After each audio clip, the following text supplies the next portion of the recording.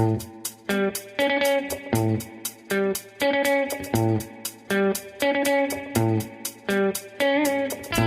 just thought that the eye fillet steak was a much better option than the hamburger. It is much better. Yeah.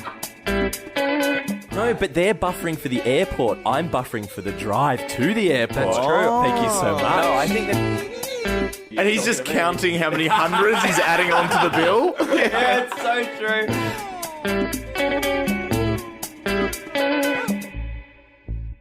Hello and welcome to Patchwork, a podcast where three old friends sit around, tell stories, and sew a new patch into their quilt of friendship. There's a full ball of thread, but we don't quite know what we're sewing. So, welcome to Patchwork. Keep going. So, welcome to Patchwork, and with me as always is Christian. Welcome to Patchwork. And Josh. Welcome to Patchwork. The other day, my housemate Javo came home and she'd just been up to the supermarket shopping, and she was telling me that she just realised she'd done the whole thing with her fly undone, and no one told her until she got home. Is Javo a boy or a girl? A lady or a man? Javo is a girl. I don't know why that matters. That's your issue right there. Why does it matter? Flies undone, flies undone. Because a guy has a cock. And the idea, I don't know if this is your point, but the idea is if your fly is undone, that's one step to your dick hanging out of your pants. It's going to make its way out. Is that why it matters? It's like a sunflower. It always tries to find the light. Imagine that.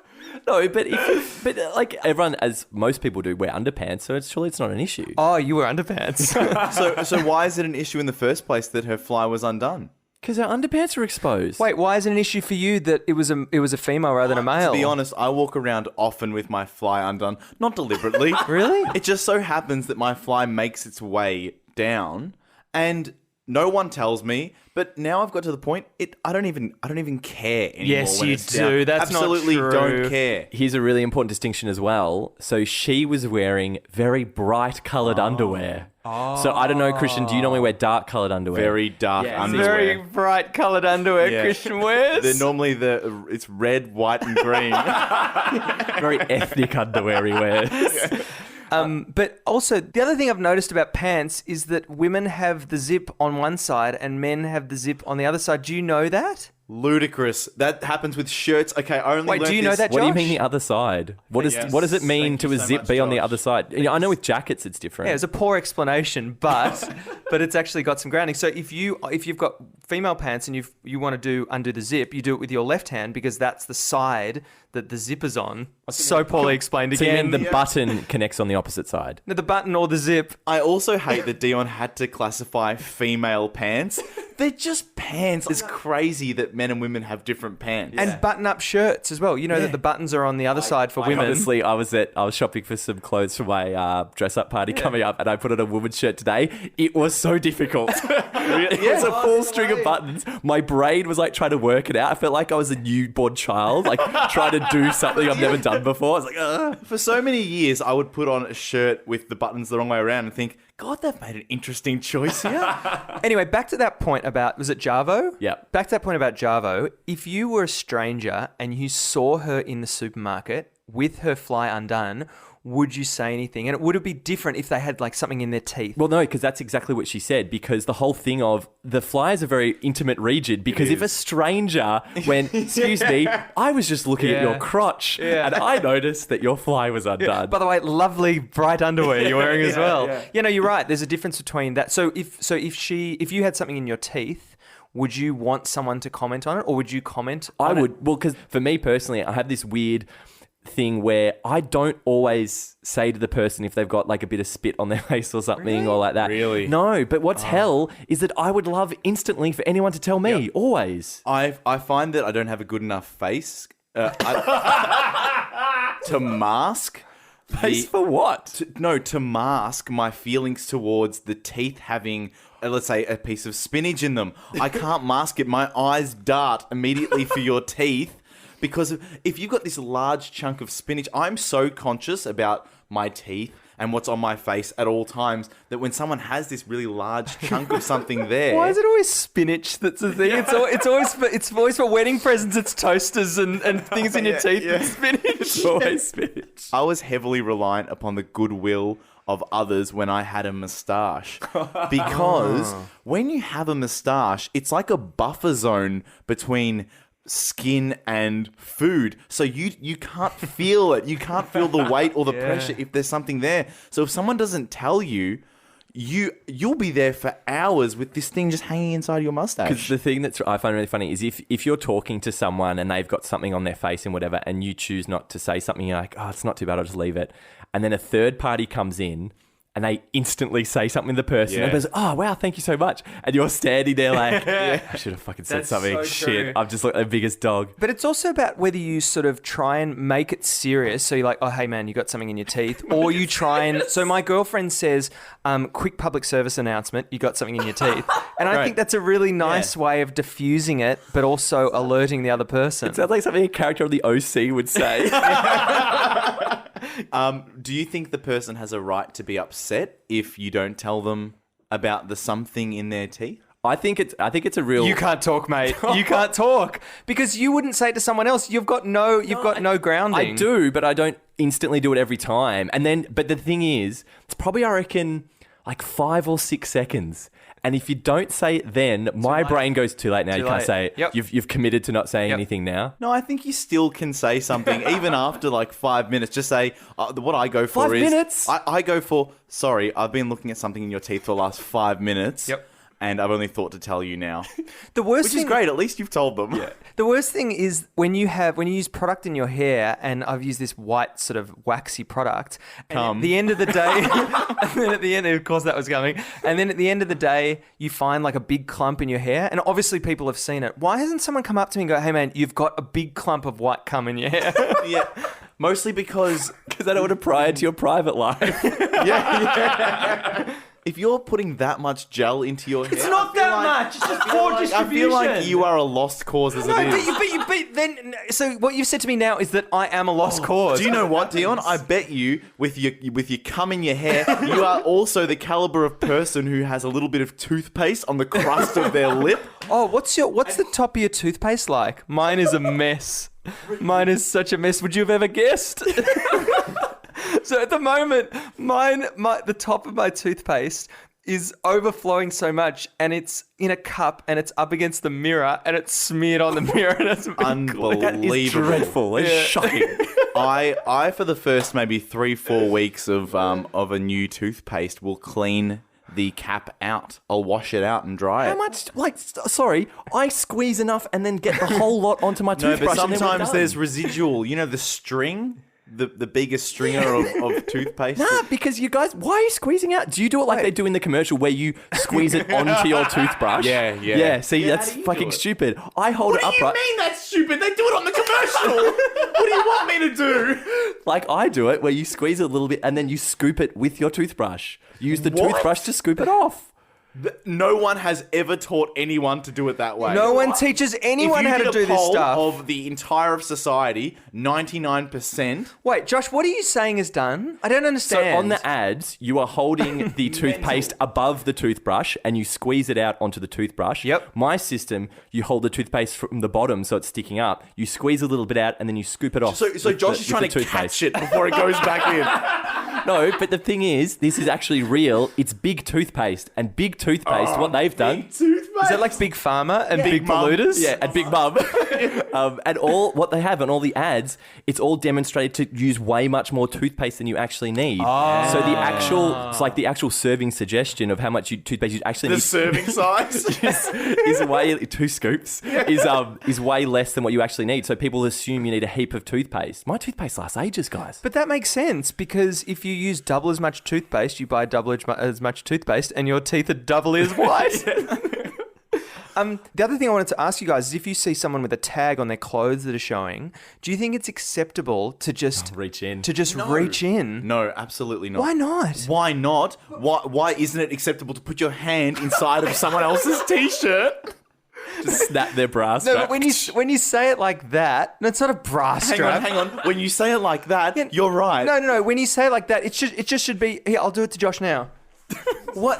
Sit down. Ugh, that's gross. Yeah, definitely don't do that, especially when you've got cold hands. Yeah, and you know him. But it's out of goodwill. If someone does it, they've got the best of intentions. They It doesn't don't know matter. that. They No, don't obviously, know I'm not you. talking about a stranger on the street that's got a tag and you just go up to their neck and play with it.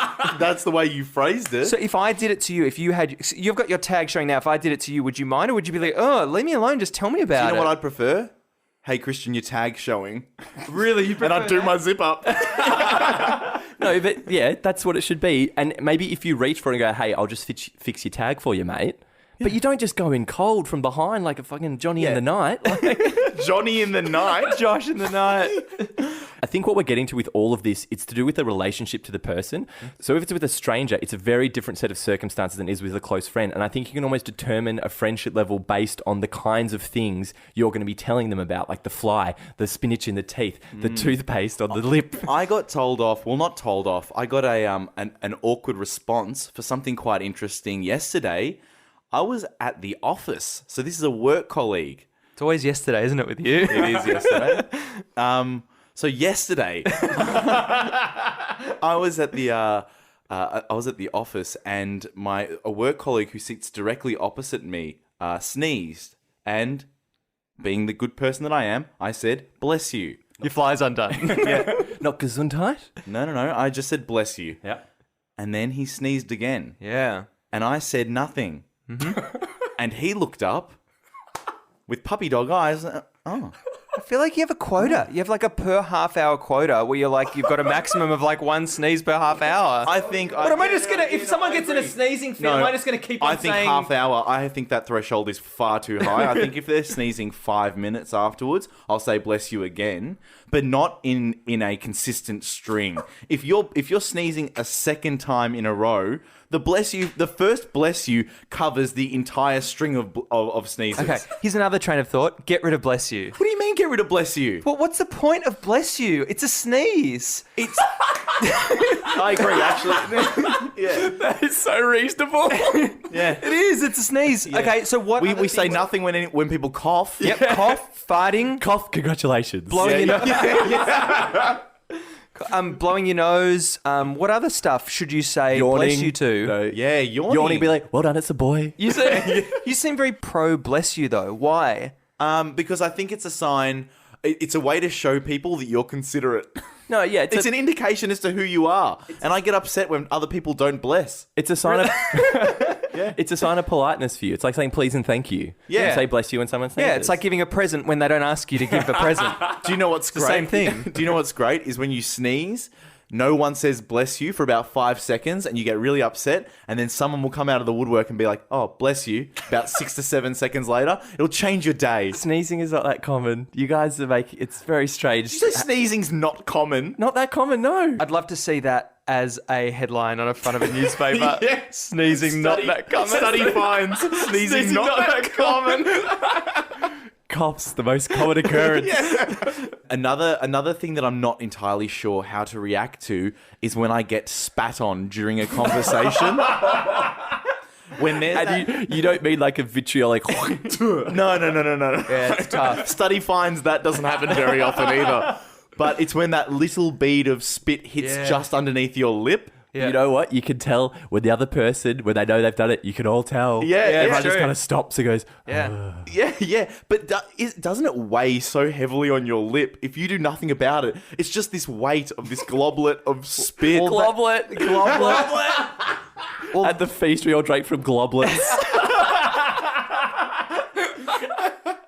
The globlet of fire.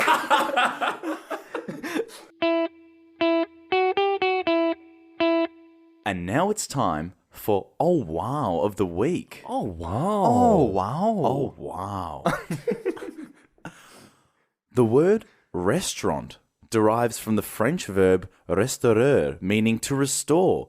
It was first used in France in the 16th century to describe the thick and cheap soups sold by street vendors that were advised to restore your health. Oh, wow. Oh wow. Oh, wow. Oh, wow. So there's a story in my family that goes back many, many years, and it's a very simple story, and it's a story of my dad going into a mattress store and wanting to buy a mattress.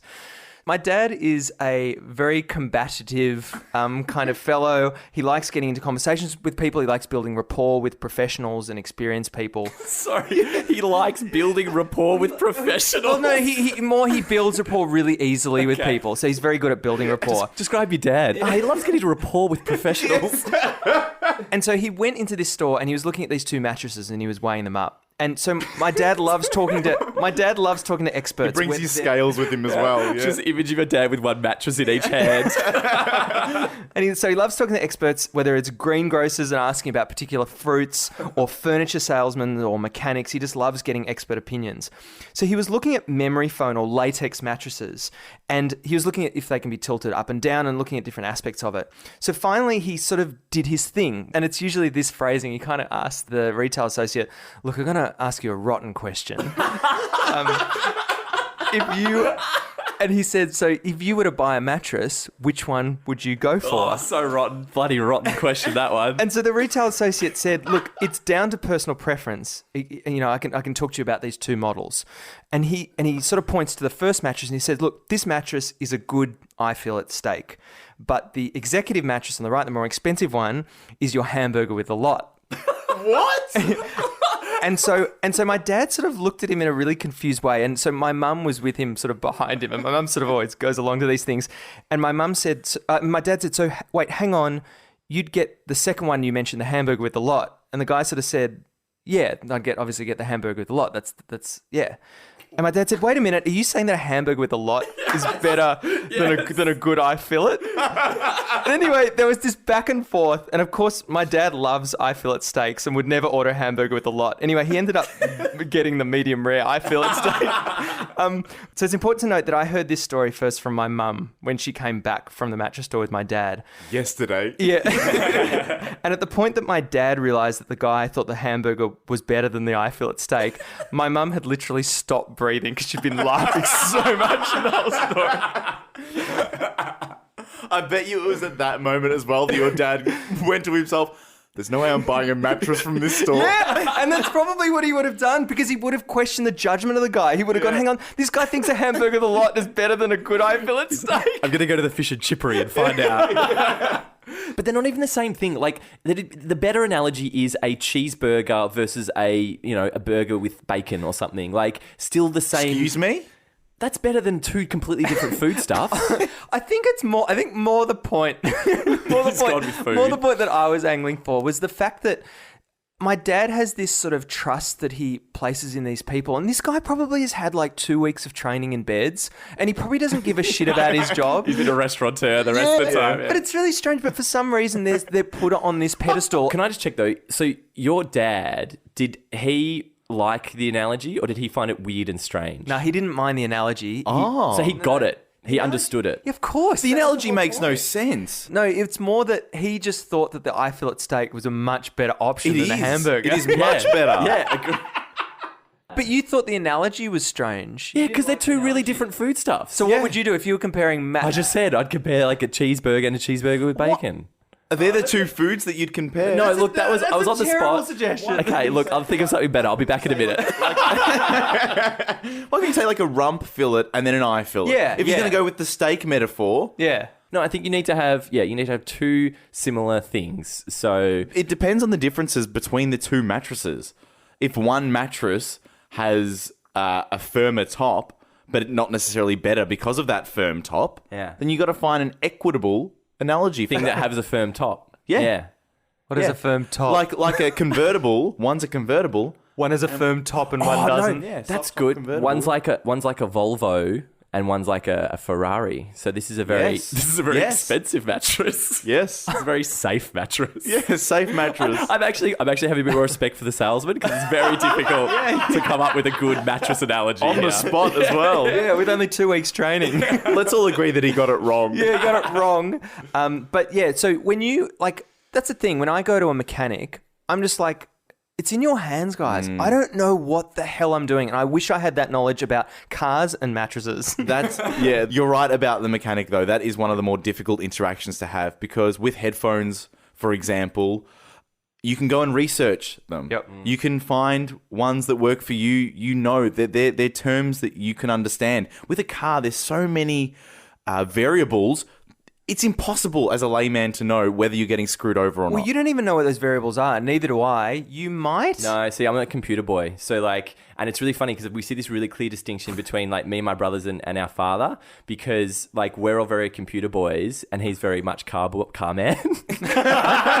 Computer boys and car man. So, like, Dad's always taking care of all of our cars, which we're super appreciative of. And so we take care of all his computer stuff. Do you mean he's paid for them? So, no, like, in terms of service, he's like, hey, you should service it now. You got to do this check and you got to do that check. Yeah, and that's something I've always had with my dad until 2 years ago. I just thought, I don't really need to take my car in for a service. So I ended up not taking it for a service for like a year and a half. It's not like going to the dentist. And the oil, no, they're the same. They're exactly the same. You can't just not go to the dentist. You have to continue going to the dentist. Yeah. The upkeep's really, really important. That's what he's saying. Yeah, definitely. I was just launching in because I thought you were saying... Having an attack at yourself. But yeah, so the car didn't have oil for 18 months. And then... What are you talking about? It didn't have oil. Did I not tell you this? I was living interstate for 18 months and I couldn't find a mechanic. I just ended up not servicing my car. Couldn't find oil interstate. Only in I know. Victoria. But that's the thing. I had no idea because my dad always looked after my car and then ended up having no oil in the engine, hearing a weird sound, having to get the whole engine rebuilt. Rebuilt. Nightmare. $2,600. The $600 was for the cleanup in the back of the car. The $2,000 was for the engine rebuild. Unbelievable. It was a bloody mess. I had a similar thing when I went to get something fixed with my car. I think it was I had a puncture or something. And I had this weird brain fart moment where it was something I knew. It was like the cap that you put the air in. See, now don't even know how to describe it. And I'm saying this to the mechanic. It was like, the way you put the wheel back on after you fix the puncture, however you fixed it, I can't get an air thing onto it. So I was literally saying, I can't get the air thing when I need to put air in the tyre. I can't. And I was standing there going, you fucking idiot, Joshua. This guy's just going, look at this fucking idiot. And he's just counting how many hundreds he's adding onto the bill. Yeah, it's so true. But when you were saying, Josh, that you're a computer boy, you recently bought a dash cam for your car. Yes. And I was so surprised that you wanted to wire this into your car. I thought it was just going to plug into the cigarette lighter, operate like that, but you actually wanted to wire it in. That's the perfect coming together of computer boy and car man. It is. And did you end up doing... I was just surprised that I would never fiddle with any wiring in my car. I would not have a clue. Because I don't want this dirty cable hanging down through the middle of my car. So I got it in April. We're now in August. And I have all the required components Yes. in a bag on my floor. Oh, no. Waiting to go. I'm waiting for the perfect moment. I'm fine with that because this is a personal project that you have undertaken yourself. Yes. How many personal projects have you got on your floor, though? I'm just thinking... I used to have, it's gone now, a monitor that stopped working. I took it apart. I found a person on the internet, and I love when this happens. I found on the internet someone who has the exact same monitor. Yeah, it was the exact same problem, the exact same everything. And it was like, hey, this is how you take it apart. This is the thing you need to fix. You got to solder this. And you did it! No, I didn't. Oh, no! That's not where the story's meant to go! I had a monitor in pieces, like all the different layers of the monitor, like this. And it was actually fascinating taking a monitor apart as a computer boy. And it just sat for like a year and a half. And then I went, I should just get rid of this. I'm not going to fix it. Well, I got a new monitor. It's fine. I feel like Computer Boy is shattering his reputation here because Computer Boy came to my rescue only a couple of months ago. What happened? When you single-handedly built a computer for me. He pulled an already built computer apart and reinstalled a hard drive from an old computer, pulled that all in one. I sent you photos of Josh at work. I remember. All I could do was sit back and watch Computer Boy in action. I flashed an icon of a mouse pad into the sky. My ears pricked up. I've needed it. I'm interested. You've referred to your father as car man, but your car's quite recent. What is it? 2015. Yep. 2015. Does your dad ever say that he's got issues dealing with cars that are kind of that newer. Yeah. Well, no, yeah, that's one of the things. Now there's so many electronics involved that it's almost above, like it's above his grade of pay grade. Yeah. Because you know, you really need to know the electronic side of it and the computer side of it. That is a completely different technique. On that, cars now are frightening. I was sitting in my car the other day. There's the other news headline. Especially sneezing in your car. Absolutely terrifying. I was sitting in my car yesterday, and all of a sudden, the seatbelt started to press into my. You know how like when you press the brakes. And then sometimes it doesn't give. There's that resistance. Well, I was pressing the brakes and there was that resistance, but then I took my foot off the brake and there was still the resistance, and I was like, "Oh my god, I'm trapped!" Yeah, it's weird. And I was like, "Oh my god, it's taken over." It's because you didn't put any oil in the car. It's like, you've got to give me oil. But think about how little artificial intelligence is involved with that process. I was trapped by my brake. Imagine if we put a fucking brain inside of the car. That's what's happening. It's what's coming. I have got something that will really blow both of your minds. Okay, so you know when you do those recapture forms, when you have the Prove you're not a robot. Prove you're not a robot, and they show you those pictures, and they say, pick the 3 things that are flowers, or pick the 3 things that are street signs. You are actually educating artificial intelligence machines that's true. to identify what is a street sign versus what's not a street sign, what's a flower versus what's not a flower. But they're idiots because it's literally only street signs and shop fronts. I've had shop fronts, streets, Lights, like lamps. I've had small children running out in front of your car with a ball. I had to pick 3 of them. Josh, like Dion's dad's fascination with talking to experts, is there anything weird that your parents do? Well, my brother actually has had this instance. So he's had a baby recently, and he was telling me a lot of his other friends as well have had babies, and they've all been sharing these amazing stories of all this stuff their parents are doing to their grandkids. So like Luke's because it's this thing of, you know, you raised a child 30 odd years ago. This is how we did it and it worked fine. So now we're just going to do that again.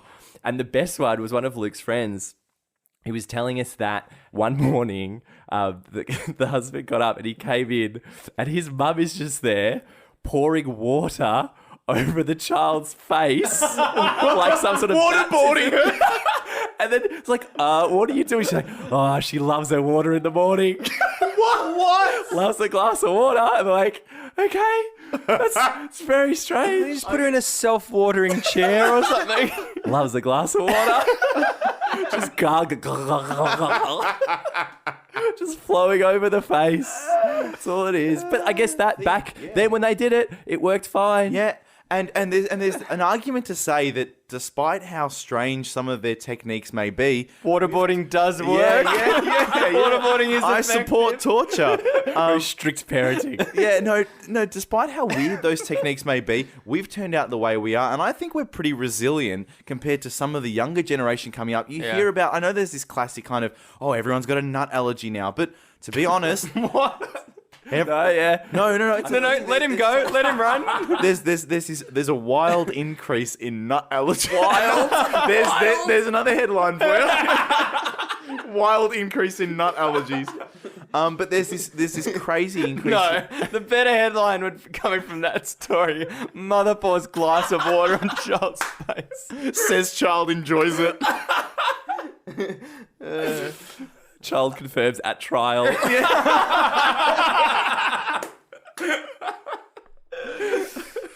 I'm thinking back now. My mum used to make us arrive really, really early at the airport when someone was taking a flight. Great. Like really early to see them off. And then we had to stay until the plane had taken off. But not only did we have to stay until the plane took off, we didn't know which was their plane. So everyone was just standing at the window, just kind of being like, do you reckon that one's it? All right. I thought you were about to say we had to stay till it landed in the destination. It'd be really great if your mum booked a hotel the night before just to make sure she wasn't like, but mum, the flight's at 8 p.m. I know, we get late checkout, it's fine.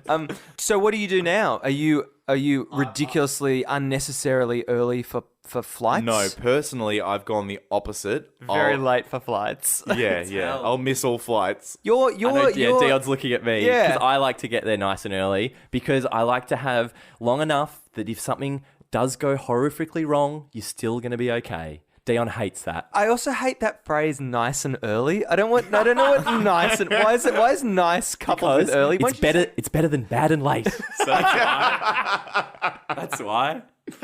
No, I think that the airlines have given a 3-hour buffer for international flights.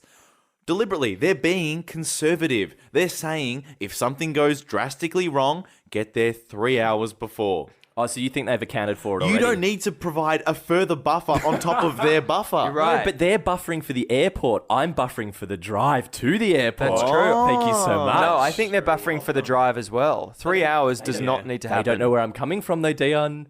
I could be coming from Geelong.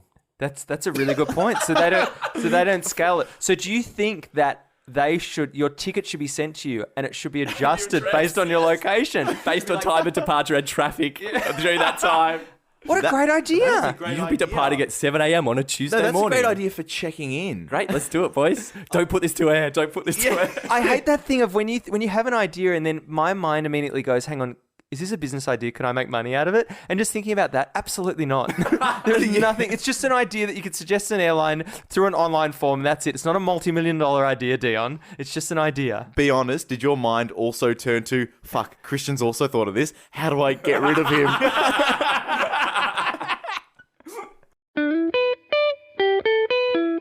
I was at a fine restaurant in Ballarat recently. It was called Holy Smokes Barbecue Shop. Lovely feed. Shout outs to Holy Smokes in Ballarat.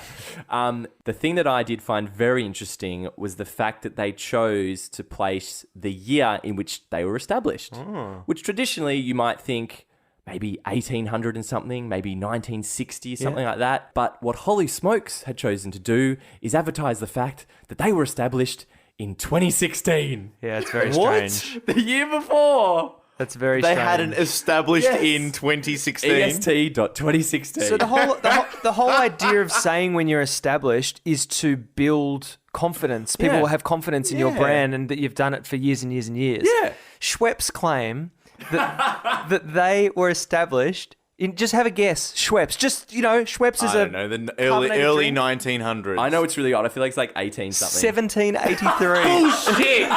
And you can see it on every What? You can see it on every Schweppes bottle, 1783. So that means if I'm traveling back in time and I'm sitting live watching Vivaldi or Mozart actually play a symphony, there's a guy next to me cracking open a can of lemonade. Yeah, and in the foyer there's a drinks dispenser as well. Imagine if they've got some of those original bottles. And you open it up and you go, hang on, why is this flat? We used to have, it was really cool. Dad used to have beneath our old house old bottles of Coca-Cola that he'd saved. Saved with the Coca-Cola. Did they have his name on it? Yeah. But the strange thing was, for some reason, my cousin thought, well, it's Coca-Cola, it lasts forever. So thought it a good idea to have a sip of it. Violently ill that night. How old were they? From the 70s. And does your yeah. cousin really talk like that as well? He does now after this 1970s Coke. Yeah. I just kind of believe, like, a lot of surf brands do that. Like, they'll go established. And I was wondering, how old do you have to be to be advertising the fact? I reckon, I feel it's like the decade before. So now we're in 2017. I'd say in the 2000s, you could probably get away with it. Nah. I reckon 1950s. 50s? That's too much, Christian. No, it's Christian, not. I was just about to agree with you. I was just nodding with you. It's the first time we'd agree in our whole lives, and then you're just Wait a like... second, you give me- idiot. You give me 70 years established? Yeah, absolutely. I think that to have EST and then the year as part of your branding, you have got to be at least 70 years old. You have got to have been doing something for 3 generations worth of people for me to have confidence in what you're doing. So if you could put an EST on your self-storage business... Yeah. What would I put? What could you put? And that's the thing. I always wonder. At 1783, I'm thinking, that's bullshit. They're lying. They're flat out lying. So I don't think there's a law to say that you can't lie about it either. You know what's about, according to your rules, Christian, they would have been able to do it until the 1800s. They went, hang on, when did we start this thing? Fuck, when was it? Well, for you, Dion, what's your date? When do you hit? How old? I reckon 25 years. 25 is it's a great... 90? Can we go 90s now? Yeah. Is that right? So you have confidence in something that was established in the 90s? Depends what it is, Christian. If it's during grunge rock?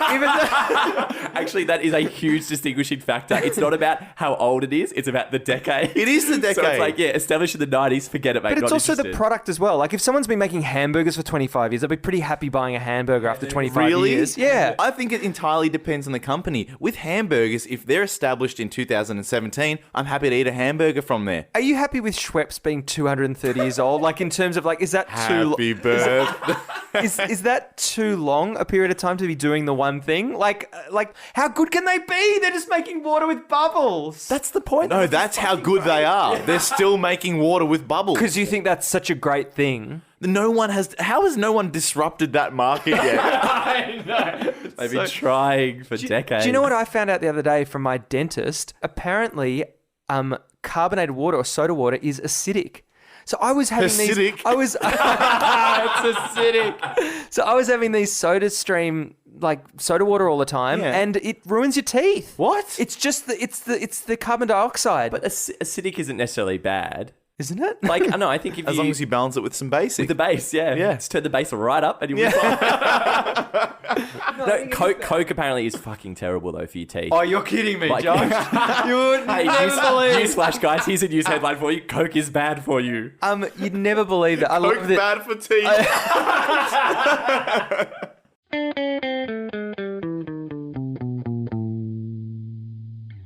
Really, really good. You know what's really, really good? Really, really good. You know what's really, really good? Do you know what's really good? When a tear here strip rips perfectly along the perforation. really good. Really good, Josh. Do you know what's really good? When you buy something online, go back to check if it's still available, and it's sold out. Really good. Really good. You know what's really good? Being able to palm a baby off to its parents when you get bored of playing with it. Really good. We love hearing your really good, so make sure you get in touch on Facebook for our Really Good Fridays and submit your own. And this week, do you know what Chris Neo thinks is really good? When you drop your phone and pick it up and the screen isn't smashed. Thank you. Really good. Really good. And do you know what Andrew Totino thinks is really good? When you perfectly rewrap your deli meat without tearing the paper or the sticker. Really good. Really good. And you know what Adam Vincini thinks is really good? When you order clothes from an online store and they fit perfectly. Really good. You know what's really good?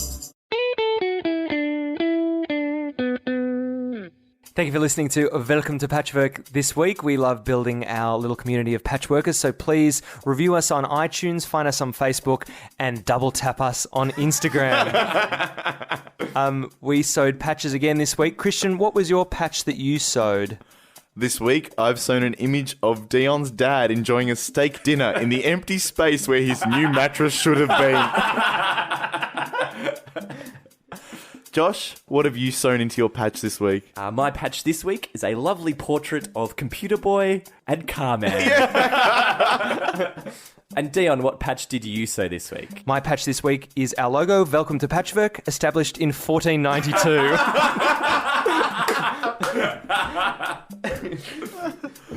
Thank you for listening to Welcome to Patchwork this week. I've been Dion. I've been Josh. And I've been Christian. Goodbye. Goodbye. Goodbye.